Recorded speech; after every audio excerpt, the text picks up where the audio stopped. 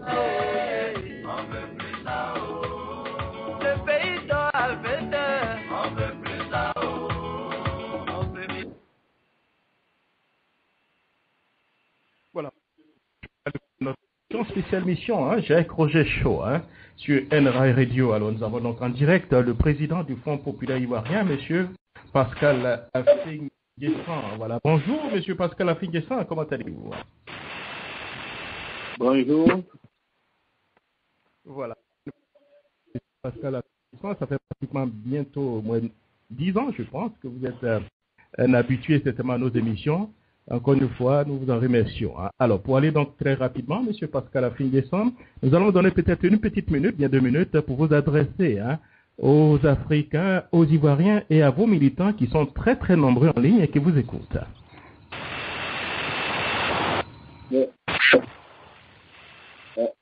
Allô? Oui, allô? Allô? Oui, je voudrais les saluer tous, les féliciter pour le travail de mobilisation qu'ils ont entrepris depuis toutes ces années. Et leur dire que nous venons de tenir une très grande convention le week-end dernier, qui a été ponctuée par un grand meeting à Yopougon. Et donc, Yopougon, qui nous était interdit il y a 2 ans, vient donc de tomber. Nous avons conquis l'espace Figayo. Et donc, nous sommes toujours dans la dynamique de la restauration, de la reconquête des espaces de liberté, mais aussi espaces géographiques, espaces d'expression sur l'ensemble du territoire national. Donc, il reste confiant. Voilà, qu'il reste confiant. Ça n'a pas été le cas un peu à Bobo. Qu'est-ce qui s'est passé à Bobo? Oh, vous savez, à Bobo, c'est marginal. Dans ce processus, nous ne voulons pas faire preuve d'excitation inutile. Lorsque une localité est déjà tombée, cela ne sert à rien de verser dans la provocation. Nous ferons le meeting à Bobo quand nous l'aurons décidé. Et donc, ce n'est que partie remise en ce qui concerne à Bobo.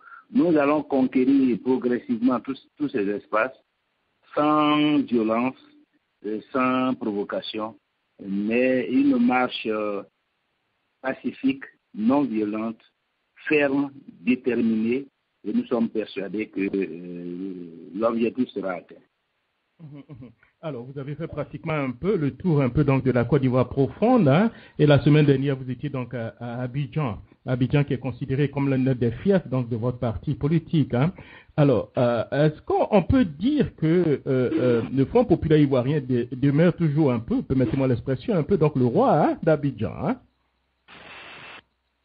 Oui, ça c'est nul doute.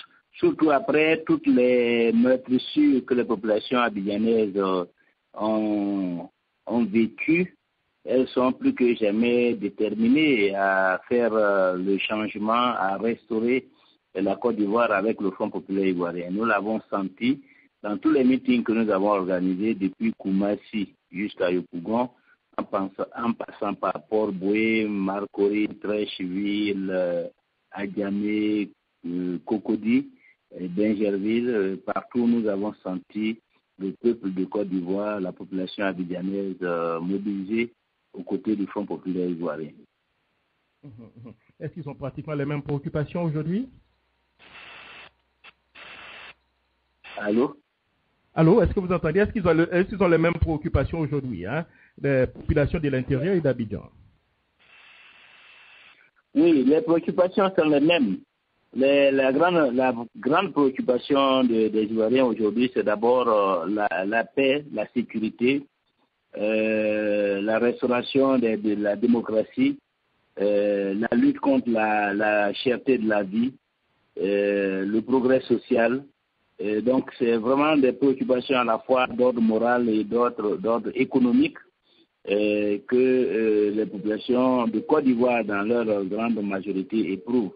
Mais en premier lieu, ce qui paraît fondamental pour toutes les populations, c'est vraiment l'unité nationale, c'est la réconciliation nationale, parce qu'elles sont convaincues que sans l'unité, sans la réconciliation, il ne peut pas avoir de paix, il ne peut pas avoir de stabilité. Et sans la stabilité, il sera difficile de reconstruire le pays, de produire des richesses et de mettre en œuvre un programme pour le bien-être des populations. Donc, elles sont convaincues qu'il faut urgemment, et les enquêtes d'ailleurs menées par la Commission Dialogue, Vérité et Réconciliation nationale, dans le cadre de consultation nationale que cette commission a menée auprès des populations, montrent bien que de façon très majoritaire, à plus de 80%, les Ivoiriens attendent impatiemment la réconciliation véritable, une réconciliation sincère, une réconciliation franche, pour que le pays soit rassemblé pour faire face aux défis à la fois économiques et sociaux, nombreux, importants, auxquels il est confronté. Alors, cela rentre un peu dans le cadre des États généraux de la République que vous proposez certainement à la nation, c'est bien ça? Oui, évidemment, parce qu'aujourd'hui, la question fondamentale, c'est que tout le monde est d'accord pour aller à la réconciliation, mais la question reste comment y arriver. Et c'est la voie pour nous mener à la réconciliation, c'est cette voie qui est aujourd'hui problématique. Ceux qui sont au pouvoir actuellement ont voulu essayer la voie de l'anéantissement, c'est-à-dire la paix des armes, la paix de la force. Entre 2011 et 2013, ils se sont rendus bien compte que cette paix ne pouvait pas être une paix stable, une paix féconde, puisque l'opposition et le Front populaire ivoirien en particulier, les populations ivoiriennes, ont refusé cet asservissement, cet assujettissement. Et c'est ce que nous avons appelé la résistance positive des Ivoiriens. Résistance à l'oppression, résistance pour la promotion des libertés.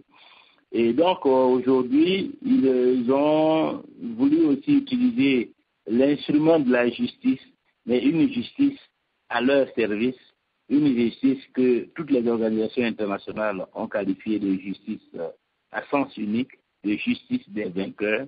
Or, ce n'est pas par la justice des vainqueurs qu'on peut promouvoir la réconciliation nationale, parce que la justice des vainqueurs est une justice de la vengeance, de la punition, donc une justice de la haine. Or, la réconciliation nationale est aux antipodes de la haine. La réconciliation nationale, c'est la promotion de l'amour, de la fraternité. Et donc, on ne peut pas promouvoir l'amour et la fraternité par une justice de la haine et de la vengeance. Et donc, cette justice montre ses limites. Et c'est pourquoi, comme solution alternative à tout cela, nous proposons la justice transitionnelle, qui est d'ailleurs le mécanisme qui a été confié à la Commission de la Vérité et de Réconciliation nationale, mais qu'elle a du mal à mettre en œuvre parce qu'elle rencontre des blocages, des entraves de la part des autorités, de la part du gouvernement lui-même. Mais évidemment, la justice transitionnelle est incontournable si nous voulons aller à la paix. Si nous voulons aller à la paix, donc à la fois faire la vérité sur tout ce qui s'est passé, faire justice aux victimes, donc traiter le cas des victimes, faire en sorte que les victimes soient au centre et qu'on puisse penser les blessures, on puisse apaiser les cœurs meurtris. Mais en même temps qu'on ne ferme pas la porte à la réconciliation. Et donc qu'on puisse réparer les torts et qu'on mène à la fois la réconciliation par des réformes politiques, institutionnelles qui garantissent que les violences que nous avons connues dans le passé ne vont plus se reproduire et que les populations ivoiriennes seront à l'abri d'une nouvelle crise à l'occasion des prochaines élections. Il faut passer par la justice transitionnelle et c'est cette justice transitionnelle que nous voulons implémenter à travers les États généraux de la République que nous proposons. Nous pensons que cette voie est incontournable.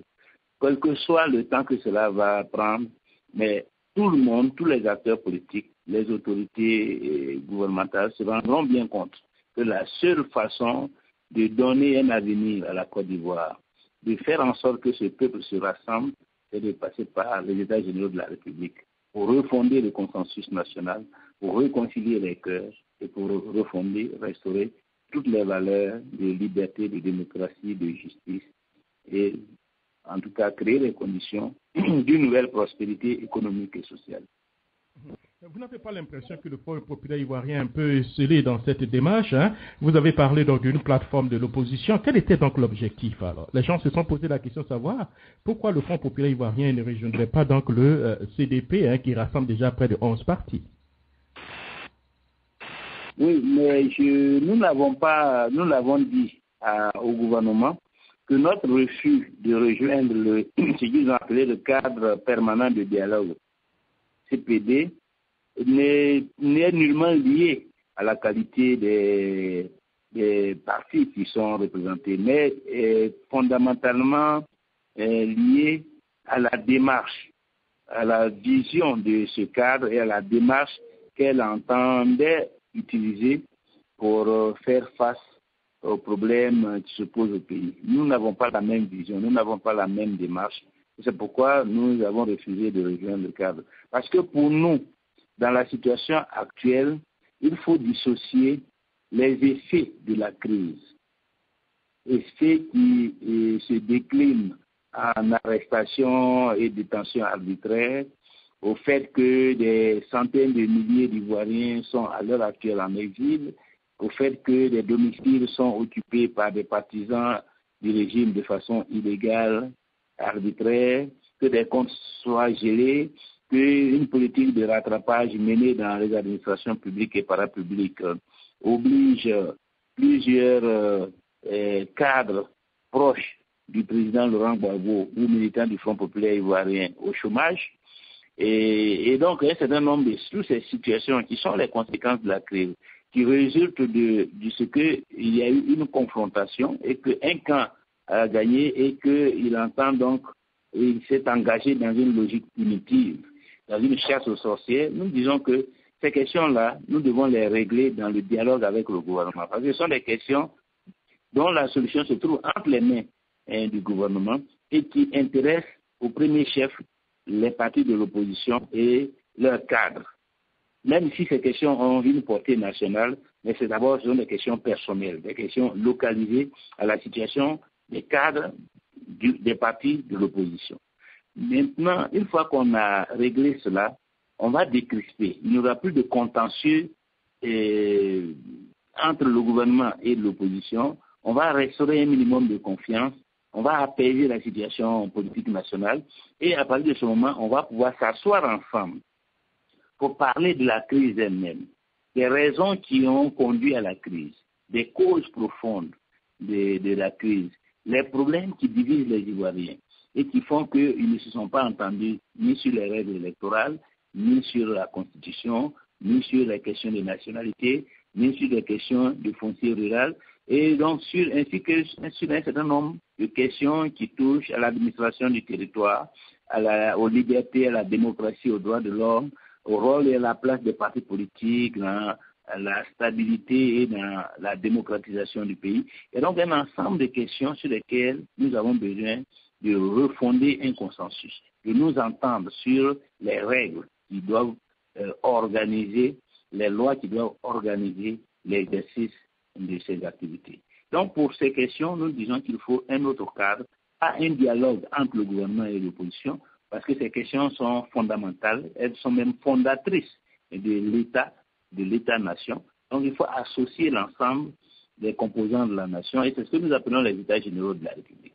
Pour nous, les États généraux de la République doivent impliquer toutes les composantes du pays, alors que le dialogue direct va rassembler uniquement l'opposition face au gouvernement pour apaiser. Donc, première phase, et nous disons d'ailleurs que le dialogue politique et les États généraux sont les deux pieds de la réconciliation, sont les deux piliers de la réconciliation.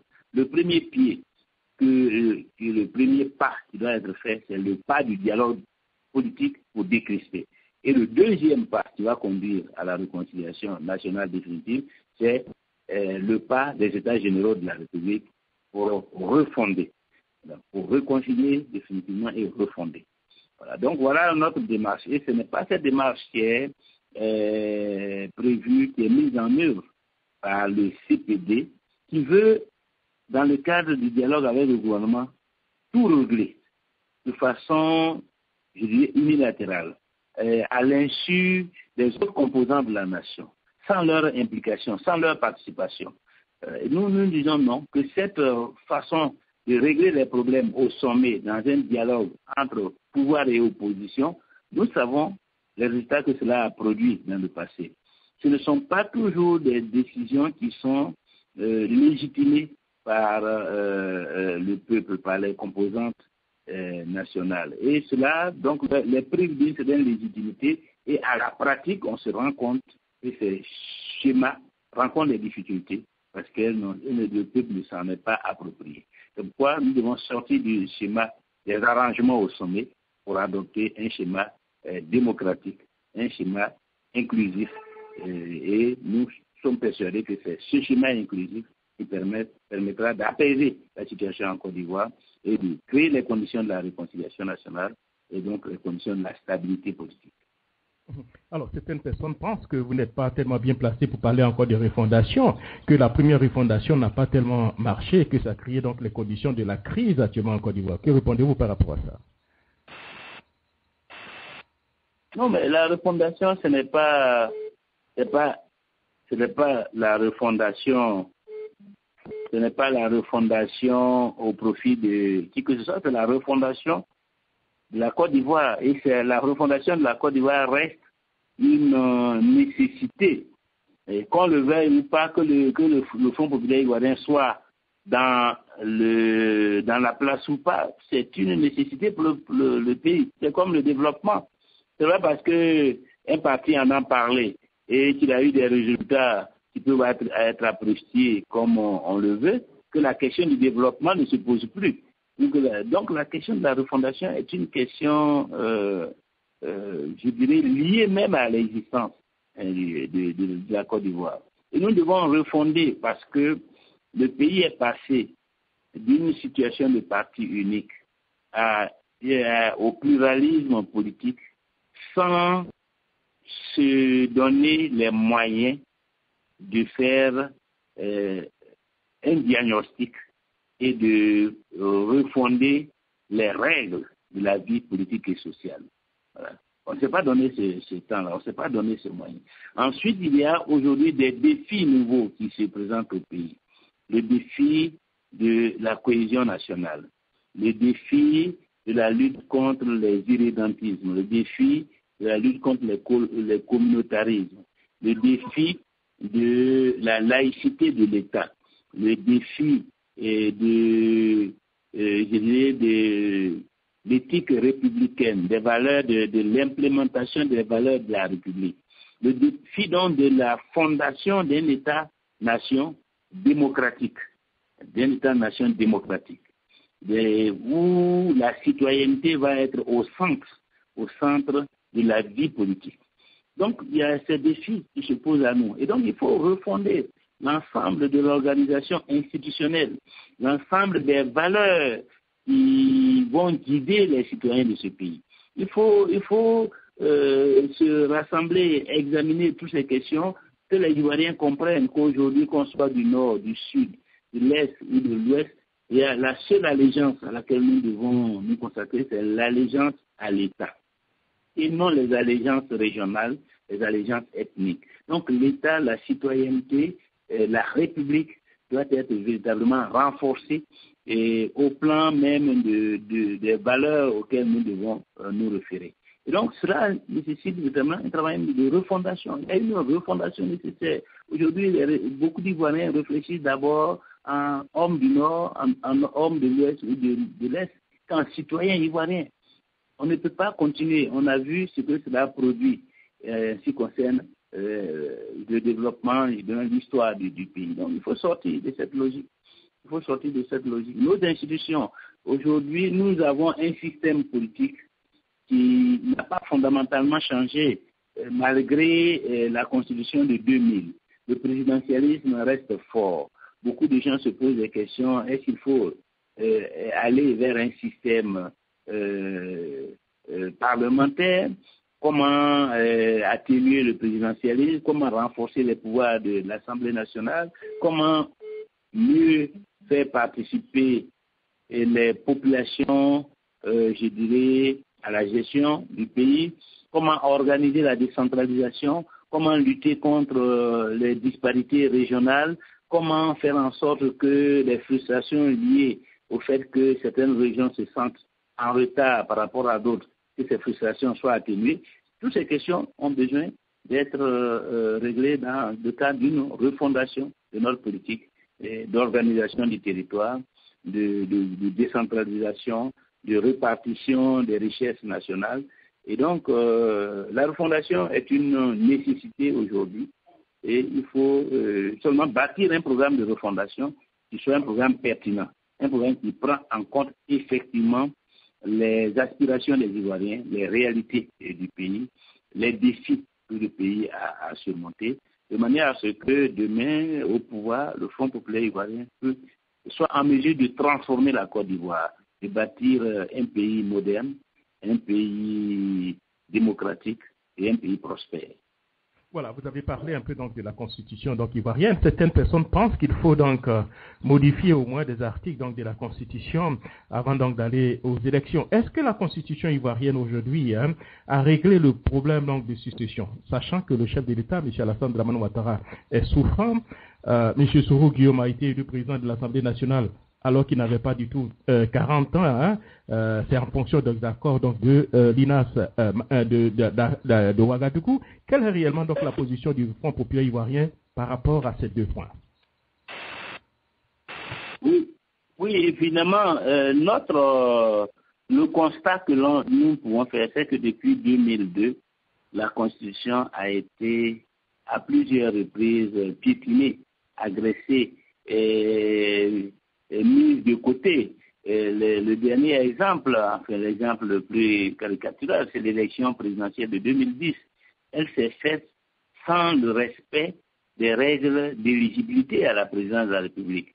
Elle s'est faite à travers le recours à une disposition particulière qui donne des compétences extraordinaires au président de la République à travers l'article 48 de permettre que, au nom de la paix, au nom de la réconciliation, un certain nombre de personnes puissent se présenter à l'élection présidentielle sans forcément réunir les conditions fixées par l'article 35 sur l'éligibilité.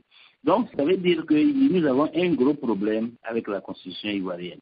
Et c'est pour ça d'ailleurs que nous appelons aux États généraux de la République pour que, ensemble, nous révisions cette Constitution de fond en comble, en identifiant toutes ces insuffisances, en mettant en perspective les aspirations. Qu'est-ce que nous voulons exactement que notre pays soit? Quel système politique nous voulons instaurer? Et qu'à travers ce débat, nous nous donnions une règle constitutionnelle, une base constitutionnelle, consensuelle, qui soit conforme à la réalité sociopolitique, je dirais même sociologique du pays, et que cela puisse fonder véritablement le nouveau contrat à partir duquel les Ivoiriens vont vivre.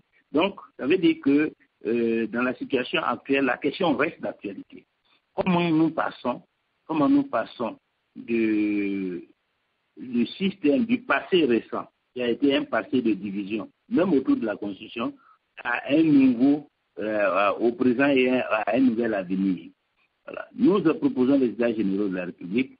Nous pensons que nous pouvons nous asseoir pour, je dirais, définir les bases politiques de cette transition vers le nouveau système qui peut nous permettre de tourner la page du passé. Donc, le pays est dans une phase de transition. Il faut l'organiser. Il faut organiser cette transition pour que nous ayons les capacités de tourner la page du passé. Oui, Président Fi, je touche du bois si quelque chose arrive au président, notre président, M. Alassane Dramane Ouattara. Allô?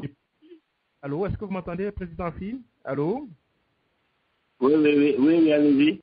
Voilà, alors, je disais tout à l'heure, le second volet de ma question, à l'état actuel donc de la Constitution donc ivoirienne, si quelque chose, je touche du bois, arrivait donc au président donc de la République, M. Alassane Dramane Ouattara, pour lequel vous avez appelé donc la population à prier pour son rétablissement. Qui devient donc, qui succède donc M. Alassane Dramane Ouattara? C'est le président de l'Assemblée nationale et certaines personnes pensent qu'il a déjà violé la Constitution. Il y a, comme je vous l'ai dit, il y a la Constitution et il y a le contexte général dans lequel se trouve le pays à l'heure actuelle. Et donc, comme nous l'avons dit, dès le 11 avril 2011, il faut d'abord que nous saisissions ces situations de crise pour refonder le pays. Donc pour nous, c'est l'ensemble des acteurs politiques nationaux qui doivent se mettre d'accord sur la manière de refonder le pays, sur la voie de la refondation du pays. Au-delà de la Constitution, et je vous l'ai dit que cette Constitution, elle a été à plusieurs reprises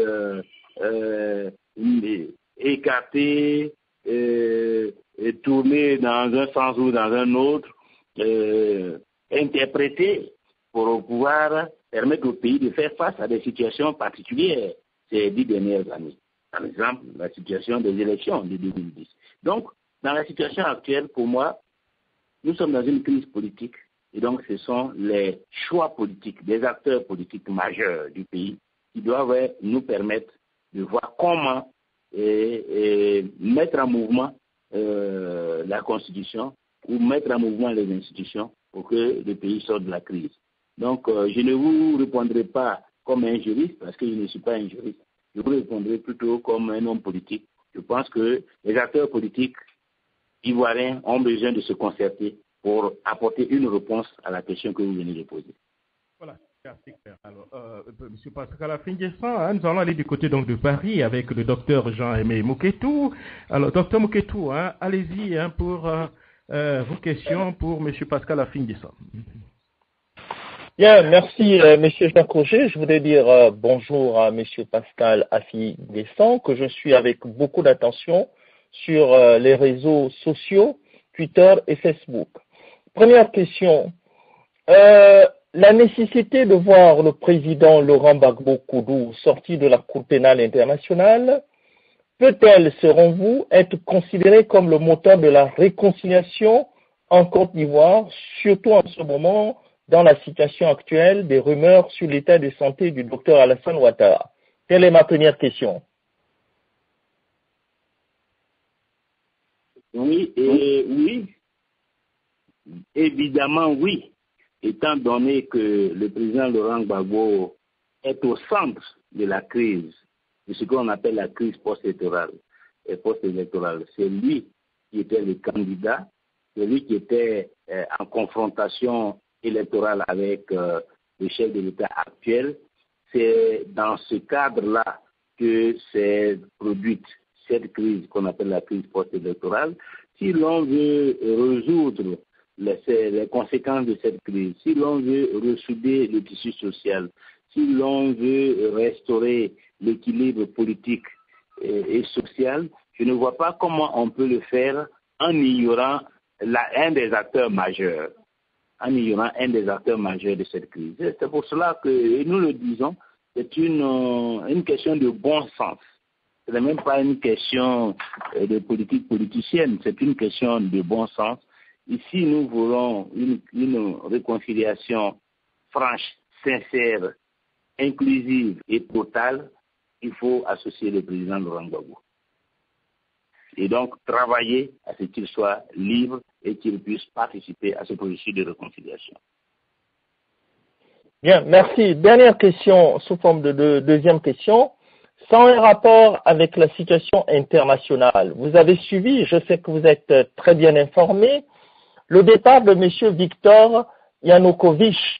Est-ce que vous, en tant qu'ancien Premier ministre, l'un des responsables du Front populaire ivoirien, est-ce que vous n'avez pas peur qu'un jour le peuple ivoirien suive la voie du peuple ukrainien et mette tous les hommes politiques dans une situation compliquée? Est-ce que vous n'avez pas peur de cette révolution qui peut arriver un jour dans votre pays? Oui, mais en fait, nous sommes tous des citoyens. Nous sommes tous des citoyens ivoiriens et nous travaillons tous à ce que notre pays avance vers plus de démocratie, plus de liberté et plus de progrès pour le plus grand nombre.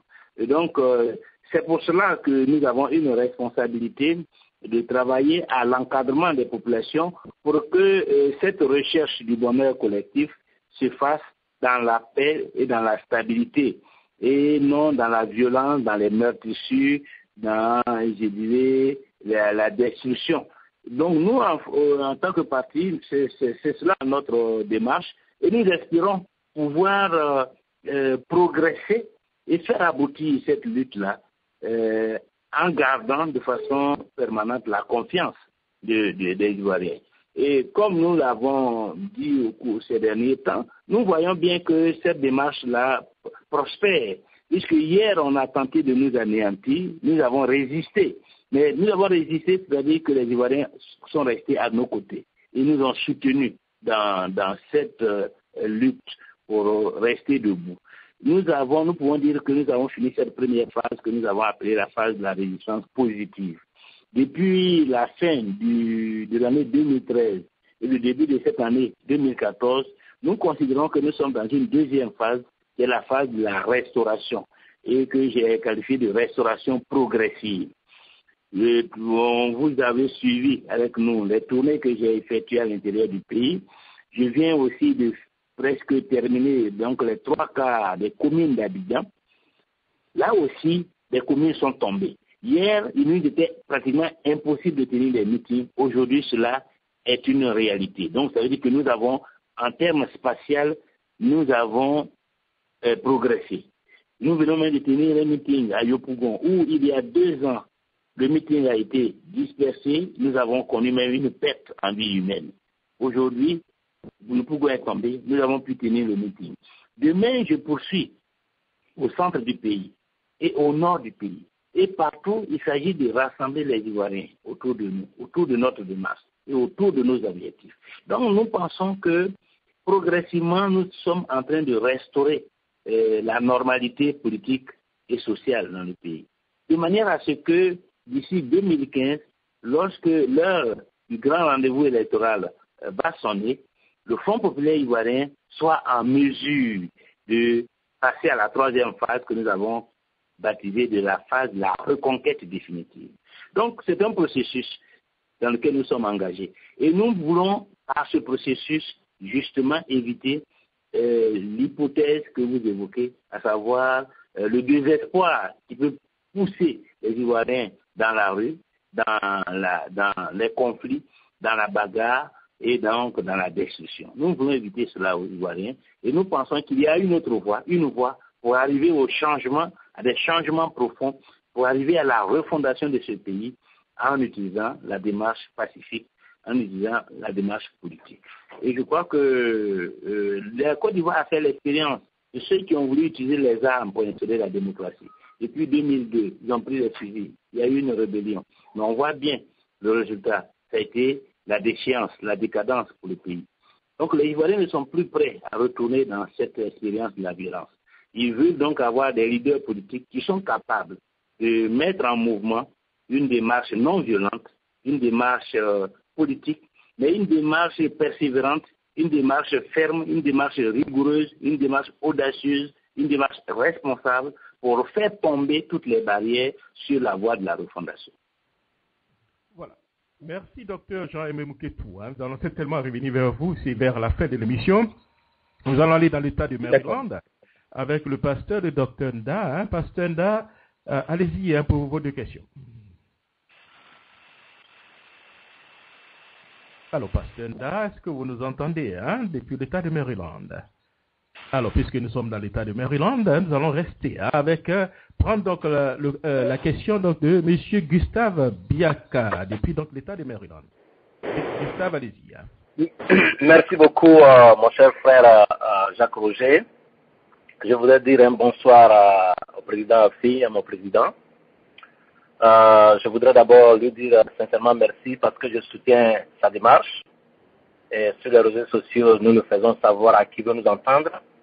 C'est une très bonne démarche et je voudrais ici, devant tout le monde, le remercier. Chers camarades, bonsoir. Bonsoir. Ma question est la suivante. Nous avons, nous en tant que FPI, toujours prôné la démocratie. Et tout ce que nous faisons, c'est en fonction de l'avenir de notre pays. Aujourd'hui, nous sommes encore dans l'opposition. Et comme tout le monde le sait, quand on est au pouvoir, on ne prête pas le flanc à l'adversaire. Nos amis qui sont au pouvoir aujourd'hui savent qu'on aura constitutionnellement une élection en 2015. Malheureusement, comme vous l'avez dit, notre pays a besoin d'une profonde refondation, à savoir la Constitution, à savoir le Conseil électoral. Tout cela n'est pas fait. Mais nous voyons à l'horizon un jeu politique, c'est-à-dire au terme de leur mandat. Est-ce que vous ne pensez pas que c'est à ce moment-là qu'ils vont commencer à prôner la réconciliation pour qu'ils aient du temps? Et dans ce cas, qu'est-ce que M. Afim Guessan, président du FPI, fera? Ça, c'est ma première question. La deuxième, c'est effectivement celle qui concerne le fait que si aujourd'hui le RDR est au pouvoir, c'est parce qu'il y a eu une coalition entre le RDR et le PDCI, parce que ceux qui gouvernent ce monde ont fait des calculs mathématiciens. Pourquoi alors, vous, qui prônez tant la réconciliation, pourquoi vous êtes divisé au sein de l'opposition? Parce que je vois qu'il y a deux groupes. Pour moi, celui dirigé par M. Koulibaly-Gervais et le vôtre. Qu'est-ce que vous faites pour qu'à l'heure de 2015, si effectivement il y a des élections, nous soyons soudés et que nous allions à avancer? C'est ma deuxième question. Je vous remercie, Président. Okay. Merci de ces questions pertinentes. Je voudrais d'abord vous rassurer en ce qui concerne la deuxième question, que nous sommes totalement conscients que c'est dans le rassemblement que nous serons forts et que nous pourrions reconquérir le pouvoir. Et c'est vrai que la crise a fait voler en éclats, je dirais, l'ex-LMP. Et beaucoup se sont retrouvés en exil et à leur retour, ils n'ont pas retrouvé tous les camarades puisque d'autres étaient en prison. Cela a créé quelques perturbations. Certains ont créé d'autres plateformes comme l'APN ou la Ligue des mouvements de progrès. Mais nous sommes en train de reconstituer tout cela. Et depuis près d'un mois, nous avons des séries de réunions. Et le 4 mars prochain, un grand rassemblement d'une quinzaine de partis politiques verra le jour. Et ce rassemblement sera ouvert à tous les partis politiques, même ceux que vous avez cités, à savoir MNC Alternative de Cabran Apia et Cap UGD de Koulibaly-Gervais ont été approchés. Et nous espérons pouvoir je dirais, les recevoir dans cette plateforme dans un avenir pas trop lointain.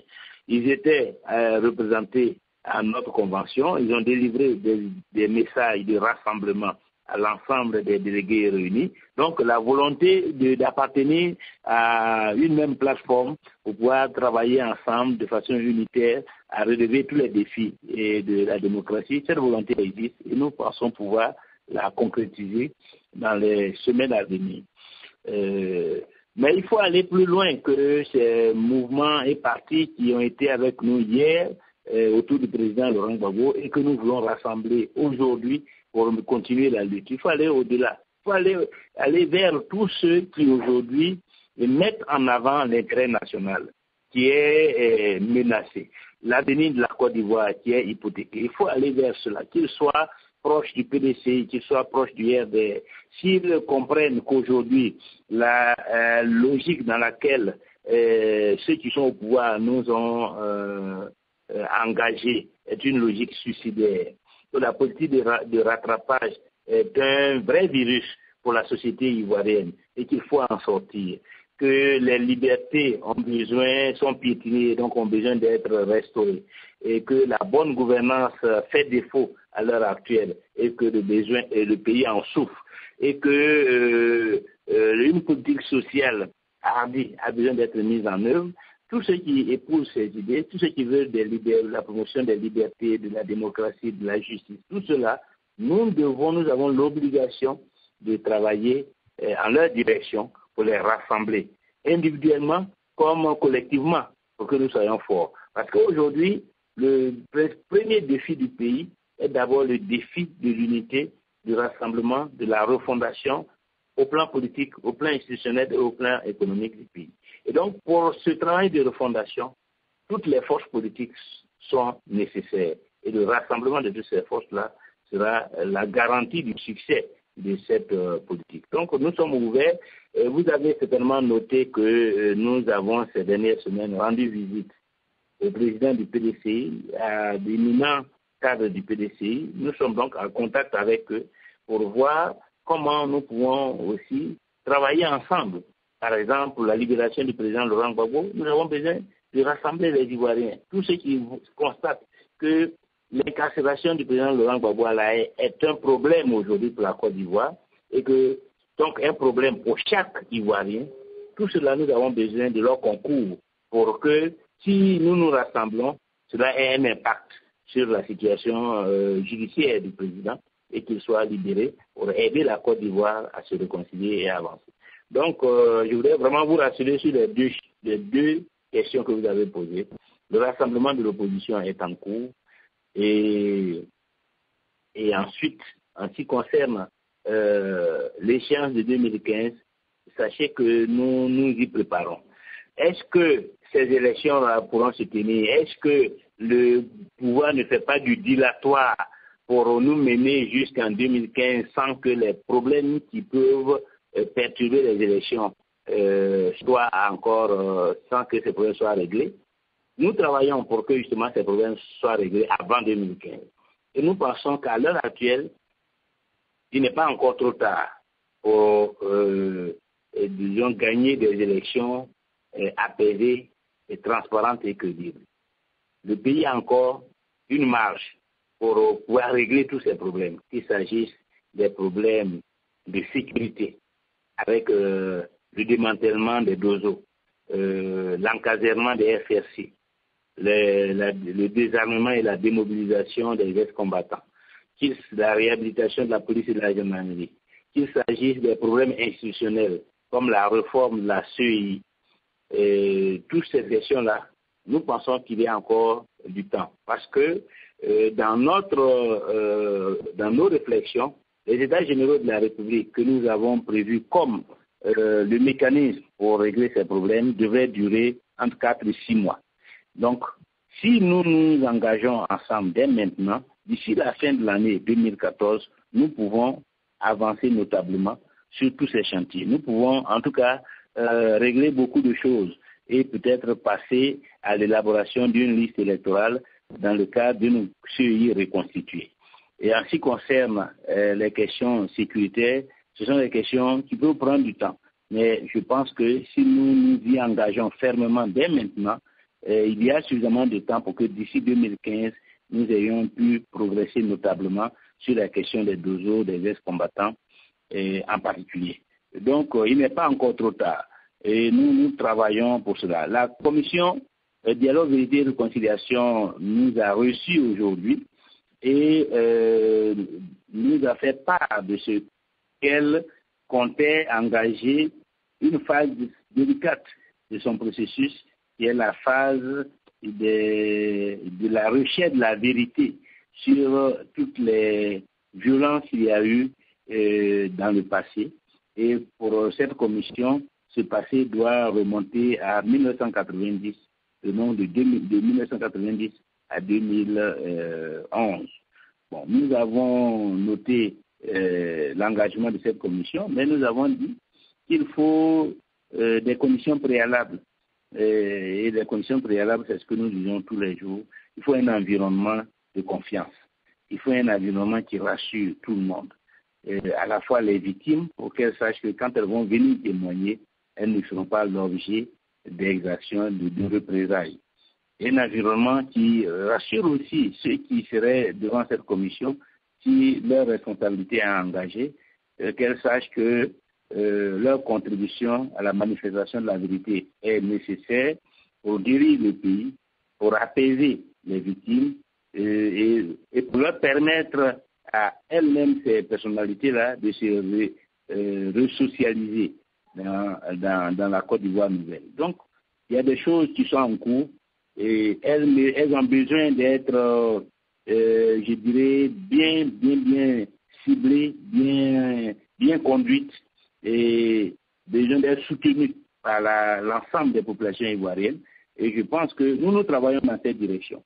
Nous travaillons dans cette direction et nous espérons que progressivement, tout le monde va se rendre compte que les autres voies qui sont expérimentées depuis quelques années ne peuvent pas prospérer. Il faut venir à la voie de l'union de toutes les forces nationales autour d'un projet inclusif, comme les États généraux de la République, pour que nous ayons les moyens d'aller vite et de pouvoir participer et organiser les élections de 2015 dans la paix, dans la stabilité et de façon crédible.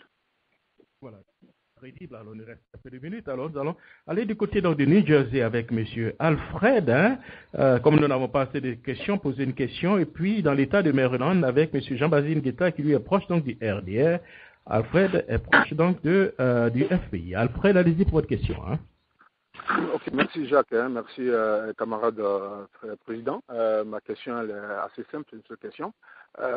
Pour nous donner faire cet exercice de nous donner un coup en sciences politiques, à nous et puis aux auditeurs de Jacques Roger Chaud, pourquoi je pose la question, le FPI vient de sortir d'une convention et les grandes lignes, certaines lignes ont été tracées. On se rappelle aussi en ce temps que le PDCI est allé au congrès extraordinaire où elle a tracé les grandes orientations de son parti. Et au cours de ce congrès-là, elle a dit, on lui a posé la question, elle n'était pas en mesure de nommer un candidat pour les élections à venir. Elle a renvoyé l'histoire en convention du PDCI. Alors, je voulais vous poser la question, quelle est la différence entre une convention et un congrès extraordinaire? Ou à quel niveau d'instance du parti on prend les grandes orientations et les grandes décisions? Merci, camarade. Ok, merci. La différence, elle est d'abord dans la composition des deux instances.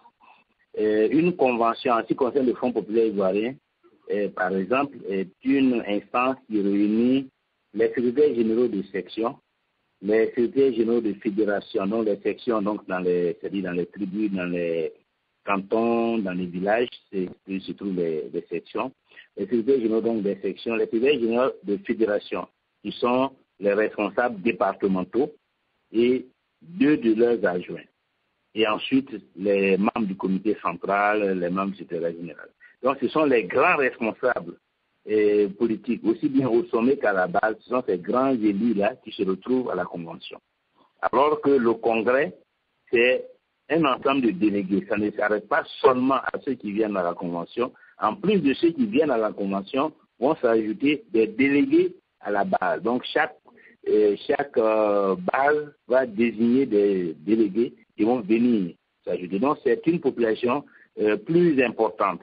Donc, on pourrait dire même que c'est une population qui doit être suffisamment représentative de l'ensemble du parti.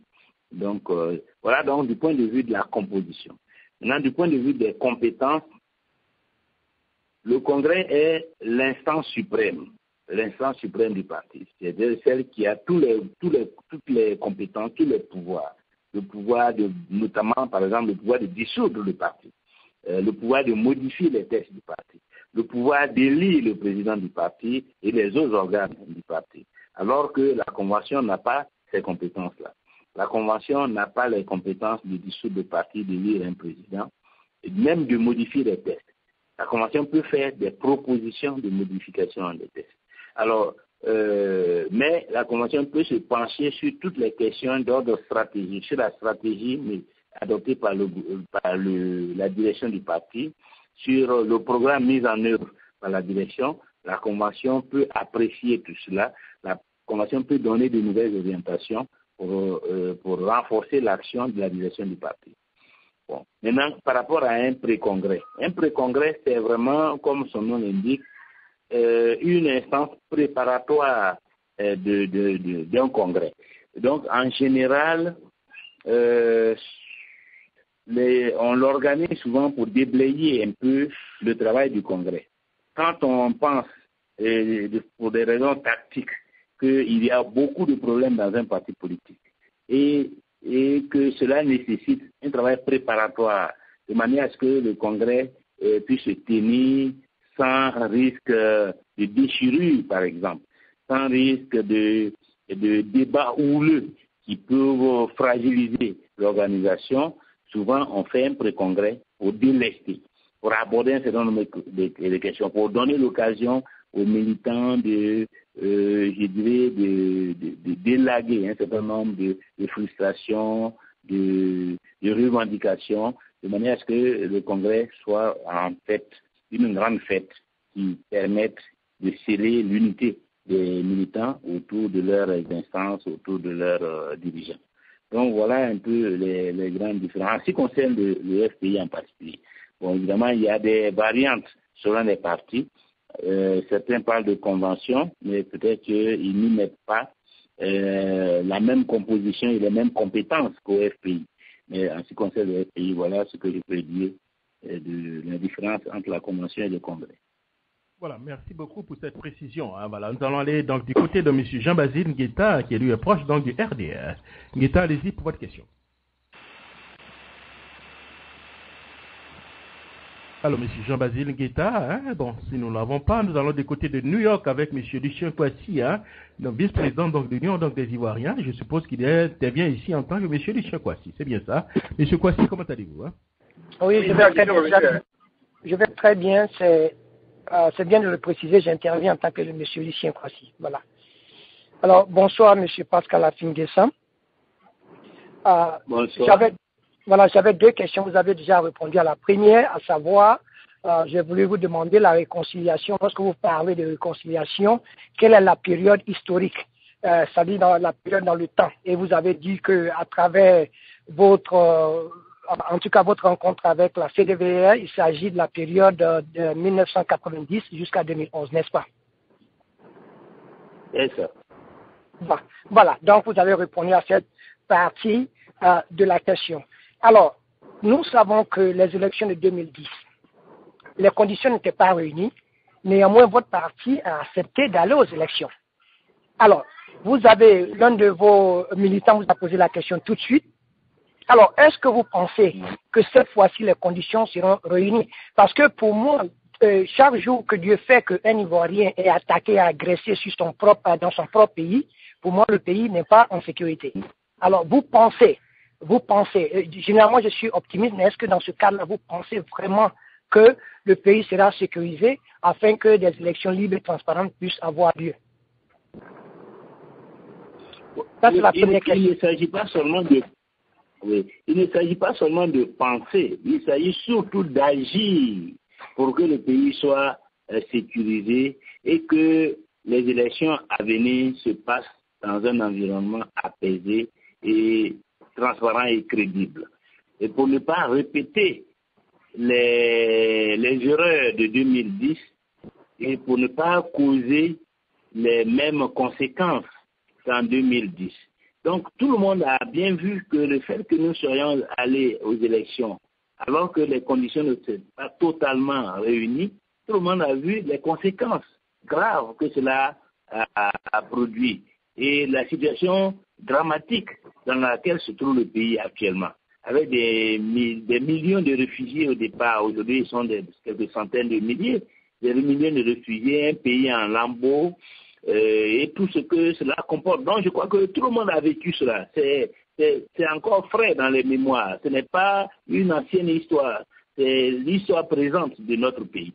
Donc je suis persuadé, et les rencontres que nous avons avec les représentants de la communauté internationale montrent bien que tout le monde est sensibilisé sur la nécessité de réunir des conditions d'élection apaisées et crédibles. Et donc, il faut saisir ces nouveaux environnements psychologiques, ce nouvel état d'esprit.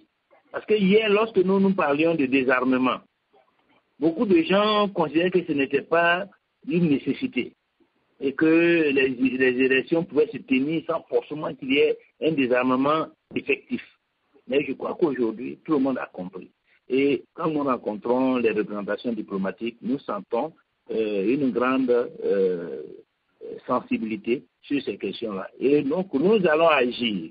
Nous n'allons pas seulement nous contenter de penser et de le dire. Nous allons agir et nous allons peser sur la situation pour que, au moment des élections prochaines, les conditions électorales garantissent la paix, la sécurité, la transparence et donc la crédibilité du scrutin. Ça, c'est dans notre intérêt, c'est dans l'intérêt du pays. Et donc, c'est ce travail que nous devons faire. Même si ce n'est pas effectif aujourd'hui, mais nous devons travailler avec persévérance, avec ténacité. Nous devons travailler à cela. Nous ne devons pas relâcher l'effort. Nous ne devons pas être complaisants. Nous devons savoir que c'est la vie des millions d'Ivoiriens qui est en jeu à travers des élections apaisées. C'est la vie du pays qui est en jeu à travers des élections apaisées et qu'il faut donc y consacrer la plus grande attention pour qu'on ne répète pas les erreurs du passé. Nous allons poser 4 petites questions sur le plan international et puis certainement vous libérer. C'est que vous êtes très fatigué. Hein? Alors, Jacques, es-tu là? La diaspora a bon, je crois qu'il nous reste encore 3 minutes. Hein?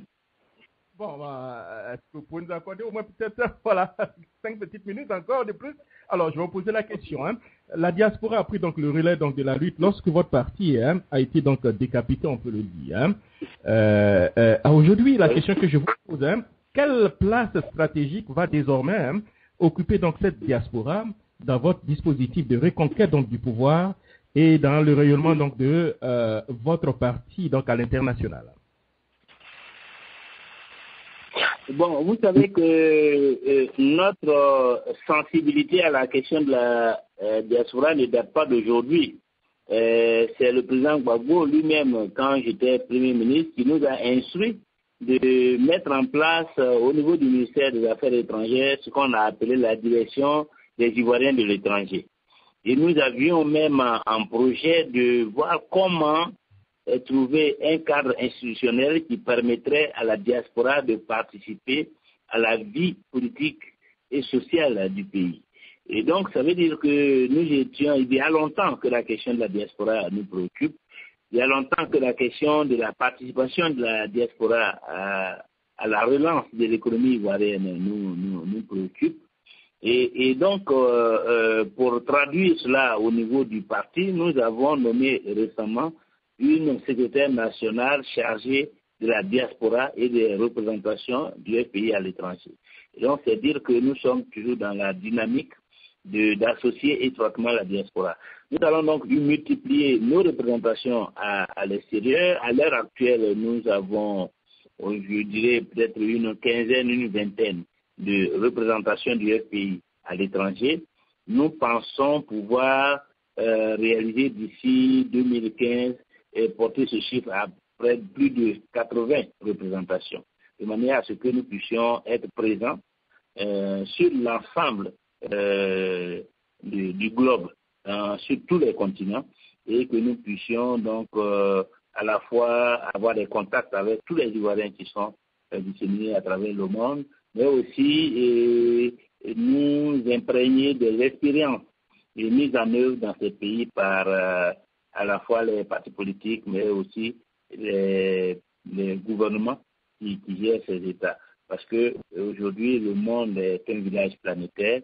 Les moyens de communication permettent de s'informer rapidement de ce qui se fait à travers le monde. Donc, nous devons pouvoir profiter de ces opportunités avec des représentations qui nous permettent d'avoir un réseau de maillage complet de l'ensemble des continents. Donc, nous avons un travail, nous avons une vision, nous avons des moyens que nous essayons de développer pour justement faire en sorte que la diaspora ivoirienne soit mieux encadrée et qu'elle puisse participer efficacement au redressement politique, économique et social du pays. Voilà. Alors, le président Afingissant, que répondez-vous donc aux intellectuels de la diaspora comme Charles Onana et M. Théophile Kouamao, je pense, hein, et autres qui dénoncent, si vous voulez, la carence des cadres qui entouraient donc le président Laurent Gbagbo pendant la crise? La carence. Oui, bien sûr. Bon, enfin, c'est un jugement qui n'engage que ceux qui l'émettent. Je ne sais pas s'il y a eu carence. Peut-être qu'il y a eu des insuffisances. Évidemment, étant donné que nous avons connu cette grave crise et que nous avons perdu le pouvoir, nous ne pouvons pas dire que... Mais il y a eu des insuffisances, mais il faut aussi mettre en balance les moyens développés par l'adversaire pour pouvoir accorder à cette équipe des circonstances atténuantes. C'est comme une équipe de football, hein. On ne va pas l'avouer aux hégémonies tout simplement parce que elle a perdu un match. Ce qui est important, c'est de voir le championnat. Et le championnat, c'est l'avenir de la Côte d'Ivoire. Est-ce que malgré ces difficultés que nous avons connues il y a 3 ans, est-ce que malgré le drame que nous avons vécu, est-ce que nous sommes totalement défaits, anéantis, ou est-ce que nous sommes encore dans une logique de restauration et de progression? Et est-ce que nous allons pouvoir revenir, même si nous avons titubé, même si nous avons chuté, est-ce que nous avons la capacité de nous relever et de nous relancer et de revenir au pouvoir pour poursuivre le travail de refondation que nous avons entamé à partir de 90. C'est cela qui est fondamental. Et donc, il faut regarder la perspective. Et je peux dire, en ce qui me concerne, qu'aujourd'hui, c'est un match que nous avons perdu, mais pour le moment, le championnat de la restauration, de la modernisation de la Côte d'Ivoire, pour le moment, est à portée du Front populaire ivoirien et que nous avons, même en l'espace de 5 ans, la possibilité de revenir au pouvoir et de reprendre la marche de la refondation, de reprendre en main la marche vers la refondation de la Côte d'Ivoire. Donc, c'est ainsi la vie. Il y a des moments de difficulté, il y a des moments d'espoir. Nous avons connu des moments d'espoir, mais je pense que plus que la condamnation, plus que, je dirais, la diabolisation, ce qui est important, c'est est-ce que cette équipe a tiré les leçons et est-ce qu'elle est dans une dynamique de restauration au niveau du parti lui-même et dans une dynamique de reconquête au niveau du pays. Moi, je suis très optimiste parce qu'aujourd'hui, quand on regarde notre parcours, nous sommes en train de nous restaurer, de nous relancer, pendant que les autres sont en train de reculer et d'aller en décadence. Donc, nous faisons le chemin inverse. Et donc, pendant que les autres baissent, que le RHDP a des difficultés, que la gouvernance Ouattara est décriée à la fois par la communauté internationale et que par ses propres partisans qui sont globalement insatisfaits des résultats économiques et sociaux de ce régime, on voit bien que le Front populaire ivoirien relève la tête, il reprend des couleurs, il avance sur le terrain, il progresse dans le cœur des Ivoiriens. Je crois que c'est ça qui est fondamental et c'est ça qu'il faut encadrer, qu'il faut amplifier pour que le parti revienne au pouvoir en ayant tiré les leçons de l'échec récent. Voilà. C'est vraiment dans cette dynamique que nous sommes. À toute dernière question, et puis votre mot de fin, président Afingissant, voilà. Alors, quelles leçons avez-vous donc tirées donc de la crise au plan diplomatique ou plus exactement au plan international? Monsieur Ouattara vient donc de vous rappeler opportunément, j'allais dire, qu'on ne peut pas faire donc la politique sans alliés. Et on a vu que le président, que pendant la crise, votre camp a été plus ou moins isolé ou bien soutenu des bouts donc des lèvres. N'avez-vous pas certainement commis quand même des erreurs à ce niveau, président Afingissant? Oui, je crois que ce qu'il faut regarder, souvent il ne faut pas apprécier les situations par rapport à une photo d'un instant. Par exemple, l'instant du 11 avril. Il ne faut pas regarder la situation par rapport à l'instant du 11 avril. Parce que si vous regardez par rapport à l'instant du 11 avril, vous allez conclure que ça a été, je dirais, une catastrophe politique ou idéologique. Mais lorsque vous regardez aujourd'hui la situation, même le président Laurent Gbagbo, bien que incarcéré, est-ce que l'idéal dont il est porteur a été, je dirais, anéanti? Est-ce que les valeurs qu'il a défendues, est-ce que ces valeurs-là se sont diluées? Non. C'est vrai que le corps souffre parce que c'est un homme qui est en prison. Mais l'idéal a été renforcé. Les valeurs ont été popularisées. Ce n'est plus seulement les militants du FPI qui parlent de ces valeurs. C'est l'Afrique, c'est le monde entier. Donc il faut savoir aussi que la lutte pour des valeurs passe parfois aussi par des souffrances pour le corps. Par des souffrances pour le corps. Et qu'à des moments donnés, un leader politique est amené à choisir entre la souffrance pour le corps et, je dirais, l'espérance pour des valeurs fondamentales et, je dirais même fondatrices. Je dis souvent dans les meetings que nous sommes aujourd'hui en Côte d'Ivoire en train de dessiner l'identité de la Côte d'Ivoire, les valeurs fondamentales qui vont caractériser le peuple de Côte d'Ivoire. Est-ce que c'est un peuple courageux qui est capable de sacrifices pour la liberté, pour la démocratie, pour la dignité, ou un peuple au contraire qui accepte de s'aviler et de se compromettre, de se préserver physiquement en sacrifiant ses valeurs fondamentales? Je crois que c'est cela. Et donc, c'est pourquoi il ne faut pas regarder seulement ce qui s'est passé le 11 avril au plan instantané. Il faut regarder la dynamique enclenchée depuis toujours, mais en particulier à partir du 11 avril. Ceux même qui ont accusé le président Laurent Gbagbo de crime, aujourd'hui ont du mal à prouver qu'il est un criminel de guerre. Et toute la Côte d'Ivoire appelle au retour du président Laurent Gbagbo parce qu'on a besoin de lui pour la réconciliation nationale. Je crois que c'est ça la plus grande victoire. C'est ça la plus grande victoire. Et c'est ça qu'il faut considérer pour bien voir que ce qui apparemment apparaît comme un échec n'a été que, je dirais, une occasion pour révéler aussi et pour mettre en avant la défense d'un certain nombre de valeurs. Donc moi, je considère qu'effectivement, on peut considérer que ça a été un échec matériel, un échec peut-être même politique, mais globalement, ce n'a pas été un échec idéologique, ce n'est pas été un échec des valeurs, c'est au contraire, je dirais, un moyen pour rendre ces valeurs la plus forte dans la pensée des Ivoiriens, dans le cœur des Ivoiriens. Vous savez, on est un peu, si on devait, je dirais, faire l'analogie avec certaines religions, on peut évoquer le cas du Christ. Voilà.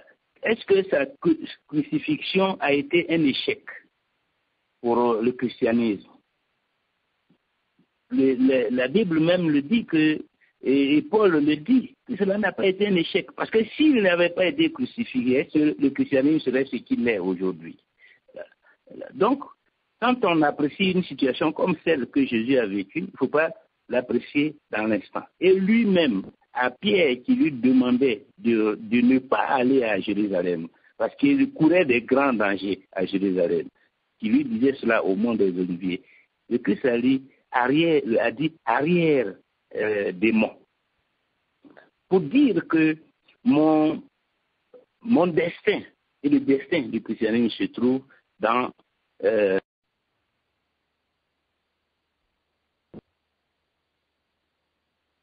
Voilà, vous êtes donc toujours le coup de notre émission. J'ai accroché chaud sur une radio. Voilà, je pense que nous avons donc perdu le président Afin Guessin.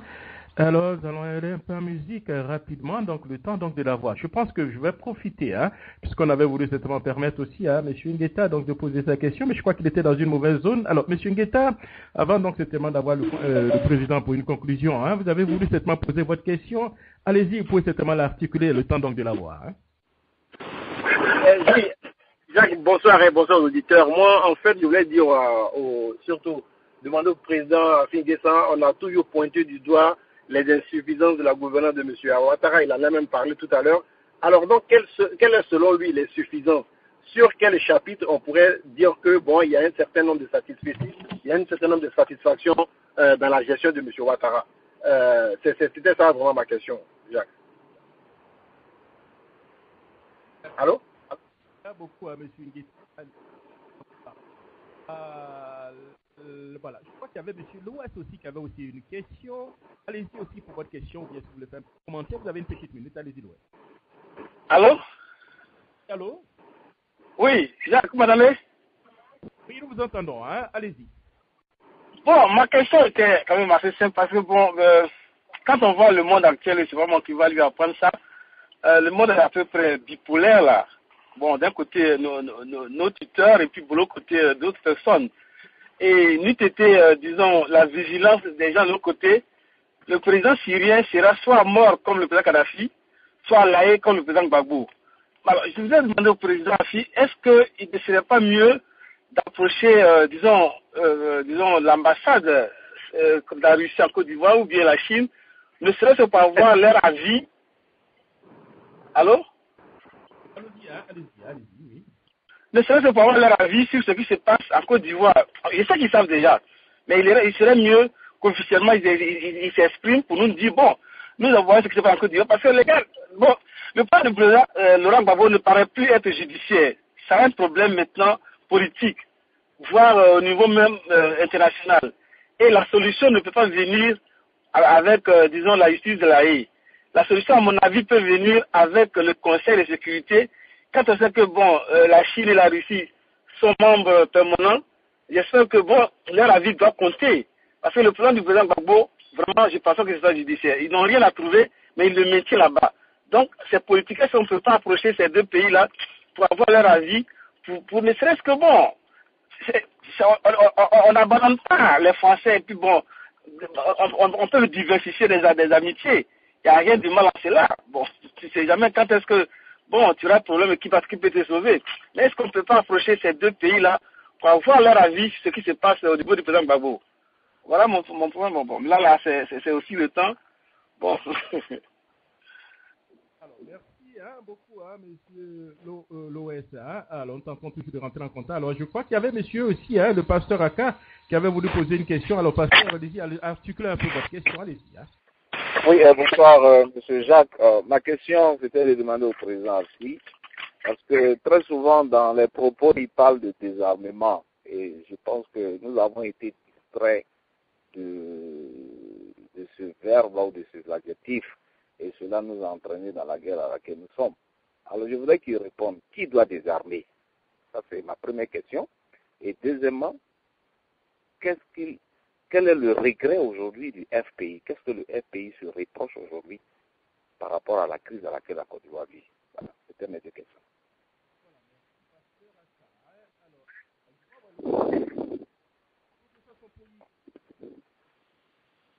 Oui, c'est ça, mais c'était mes deux questions. Je pense que vous m'avez entendu, M. Jacques. C'est ça, le professeur Professeur, est-ce que vous nous entendez, professeur? Oui, je vous entends, oui. Voilà. Je vous entends. Voilà, allez-y. Est-ce que vous avez aussi une question pour le président ou bien c'est un petit commentaire d'une petite minute aussi, comme tout le monde? Oui, merci Jacques. Bonsoir à tous, à toutes. Je crois que j'ai deux points.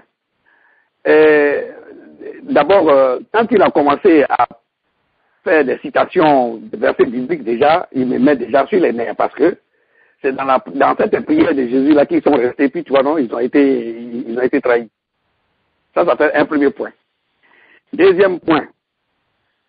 Pourquoi, Monsieur le Président, est-ce qu'on ne peut pas, disons, des gens intellectuels comme Monsieur Assimi Nguessan et son équipe, alors il ne faut pas repenser, comme je dis bien, je propose le jeu de Corée, qui est un jeu très facile où on n'a pas besoin, après les élections, de s'attaquer, de s'insulter et aussi d'éviter de dépenser des sommes qui pouvaient servir, disons même, au progrès et au développement de la nation.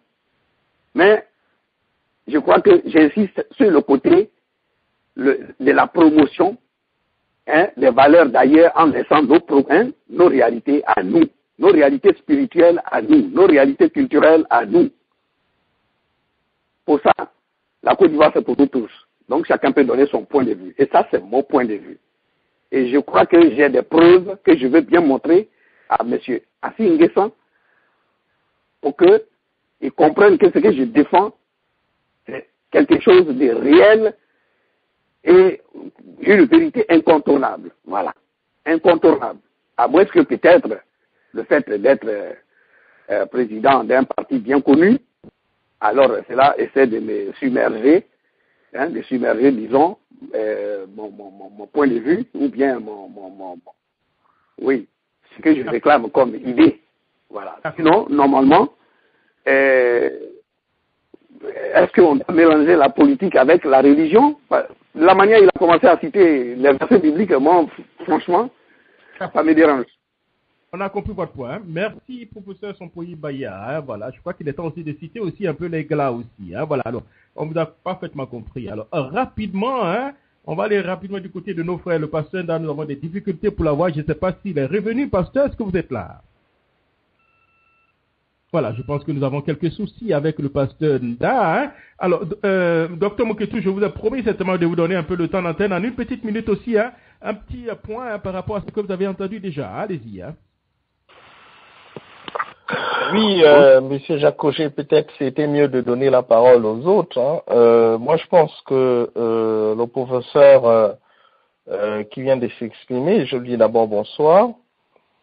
Il faudrait que nous laissions un peu les gens vivre tranquillement par rapport à leur religion. Vous n'aimez pas la religion chrétienne, vous avez votre culture donc du côté de la tradition, c'est-à-dire le vampirisme, et puis vous êtes chaque fois choqué dès que vous entendez quelqu'un parler de prononcer le nom de Jésus.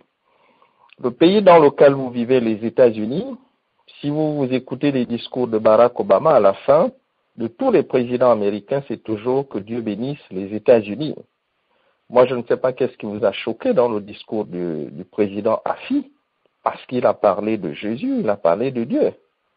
Donc, je pense que il faudrait qu'on essaie un peu de respecter les religions des autres. Vous avez vos pratiques traditionnelles que vous utilisez dans le cas de la sorcellerie. Bon, c'est bien, mais laissez les autres qui pratiquent la religion chrétienne tranquillement.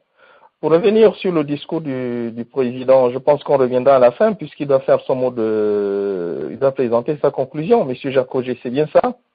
Voilà, nous essayons donc de l'avoir. La ligne ne passe pas en ce moment. D'accord, merci, docteur Moketou. Alors, nous allons prendre monsieur Gustave. Et puis, voilà, monsieur Gustave, vous avez posé une question. Je crois que vous avez voulu poser une question. Allez-y. Oui, j'avais voulu poser une deuxième question, mais je pose la question. Et quelqu'un l'a dit. Notre monde aujourd'hui, et je le répète, il y a beaucoup qui ne veulent pas entendre parler de ça, mais le monde est gouverné. Et il y a quelqu'un qui l'a dit. Il faut, et c'est ce que je voulais dire à mon président, il faut aujourd'hui chercher des alliés. Et dans cet objectif-là, je voulais demander à mon président, qu'est-ce que le FCI fait? Parce qu'à ce jour, au moment où nous sommes, où le ciel s'éclaircit pour le FCI, c'est l'occasion qu'il faut saisir pour aller vers, par exemple, le Conseil de sécurité pour leur expliquer la situation de la Côte d'Ivoire. Et quelqu'un l'a dit, la détention du président Laurent Gbagbo n'est pas aujourd'hui une détention judiciaire, c'est une détention politique. Mais qu'est-ce que les gens veulent? C'est vrai que le président Assi Nguessan a fait de faire le travail. Parce que les gens veulent savoir si le président Laurent Gbagbo est libéré. Est-ce il n'y aura pas de remous? Est-ce qu'il n'y aura pas de guerre? Je vous dis, au moment où nous parlons, les gens sont sur le terrain. C'est nous les Africains qui venons jeter le filet sans chercher s'il y a suffisamment de poissons. Mais ils sont sur le terrain, ils sont en train d'examiner. Et c'est pourquoi, justement, je salue avec ferveur et je salue avec efficacité ce que le président Affi N'Guessan est en train de faire. Donc, il nous faut aujourd'hui, au sein du FPI, chercher à avoir des alliés sûrs. Parce que ce qui nous arrivait en Côte d'Ivoire, c'est parce que, effectivement, on était un parti politique sans alliés. Disons, des alliés, on a voulu les avoir, mais on n'a pas finalisé. Donc, c'est de ça que je voulais parler. Mais quelqu'un a parlé tout à l'heure de demander au président Affi N'Guessan si tout le monde parle du fait que le président Alassane, le chef d'État, dans son gouvernement, sa gouvernance, il y a des problèmes, qu'est-ce qu'il a fait de bien? Mais disons que lorsqu'on fait une balance, en toute chose, un homme n'est pas fait que de mal. Bon, les travaux qui ont été laissés parce que le FPI avait programmé faire ces travaux-là, et on avait coupé les sources parce que l'Afrique veut toujours avoir les financements de l'Europe. Donc, tous les projets que nous avions mis sur pied, ces projets ont été bloqués parce qu'on manquait de financement. Et quand l'Europe pose une crise, c'est toujours dans ce sens-là. Si elle ne peut pas faire révolter la population, alors il faut donner les moyens à leur gouverneur, à leur sous-préfet, pour que le sous-préfet termine le travail. Donc aujourd'hui, il est en train de construire les routes, il est en train de faire ceci, cela. Mais ça, c'est notre projet au point de vue FPI. C'est un projet que nous avons mis sur pied, on nous a tari les moyens, et parce qu'il fallait seulement s'occuper des fonctionnaires, nous l'avons fait. Mais donc, il est en train de faire ça, et ça c'est bien. Mais il le fait parce que ceux qui ont prêté de l'argent ont dit effectivement ce que ça doit faire. Donc, il le fait. Maintenant, toutefois, lorsque la population a des problèmes, lorsque la population est martyrisée, qu'une personne, un journaliste parle, et qu'un matin on arrive à l'assassiner, ou bien des professeurs parlent, et puis on les frappe, nous pensons que nous ne sommes plus dans un pays d'État. L'État n'est plus assuré, la sécurité des Ivoiriens n'est plus assurée, et c'est de ça que nous parlons. Mais nous ne sommes pas les seuls au sein du FPI. La communauté internationale, quand vous voyez le président Affi parler aujourd'hui avec aisance et force, c'est parce que justement il sait ce qui se passe. Il sait que ceux qui étaient hier derrière le RDR, le SDP, ont commencé à mouiller. Et qu'en ce moment-là, excusez-moi le monde mouillé, mais ils ont commencé à comprendre la vision de l'Afrique, de la vision de la Côte d'Ivoire. Et comme vous l'avez dit tout à l'heure, et que même le président Affi l'a dit, le président Laurent Gbagbo qui est aujourd'hui en prison, il n'est pas en prison pour rien. Il a conscientisé l'Afrique. Et aujourd'hui, est-ce qu'il nous faut des présidents sous-préfets des autres? Un continent riche. Pourquoi un continent si riche peut être un continent très pauvre? C'est là la question. Donc, ce n'est pas une affaire de président Alassane Ouattara, ce n'est pas une affaire du président Laurent Gbagbo, c'est une affaire de nous, intellectuels africains. Qu'est-ce que nous faisons pour notre Afrique? Moi, c'est là que je voulais m'arrêter. Voilà qui est très très bien posé. Hein. Alors, nous avons eu le président Affi N'Guessan, hein, mais je crois qu'il a une autre vie. Bon, voilà, on ne peut pas rentrer dans les détails, mais voilà, je crois qu'on va mettre fin à notre émission donc, de ce soir. Mais la toute dernière question, hein, je crois que le mot qui est revenu le plus souvent... Voilà, il y a un petit peu de choses, hein, voilà. Alors, la toute dernière question, je vais certainement la poser à M. Alfred, hein, ou bien avec le pasteur Aka. Mais M. Alfred, hein, je crois que M. le président Affi N'Guessan a notre position, hein, à savoir que M. Soro Guillaume arrivait donc à la tête de l'Assemblée nationale par consensus et par accord. Et si demain un cas de figure comme ça se présente, il faut encore un consensus, hein, ou bien des accords pour permettre à quelqu'un donc voilà, d'assurer donc la transition. Hein. Alors je ne sais pas si quelqu'un, M. Ngueta, est-ce que ça vous surprend, ou bien Dr Moketou qui avait un peu parlé de ça, est-ce que cela vous surprend? Donc M. Ngueta, ou bien je vais aller du côté du Dr Moketou, hein, voilà, on va certainement clore avec lui. Hein. Mais, Dr Moketou, est-ce que vous m'entendez? Hein? Oui, vous pourrez répondre à votre question, s'il vous plaît. Alors, le président Affi N'Guessan a pratiquement épousé un peu notre position par rapport à un cas donc de vacances de pouvoir ou bien de succession. Hein. Je crois que, à l'entendre parler, c'est la position que nous avons certainement défendue, hein, que M. Soro Guillaume arrivait à la tête du pays par accord. Donc, si demain peut-être quelque chose arrivait, hein, c'était donc par des accords que soit M. Soro doit assurer la transition ou bien une autre personne. Dans tous les cas, le message que vient de faire passer le président Affi, c'est un message, même si du côté du docteur Alassane Ouattara, certainement il y a ces partisans qui viendront dire « Ouais, c'est pas ça, on va respecter la Constitution », c'est le message de toute la classe politique ivoirienne. Je dis bien de toute la classe politique ivoirienne.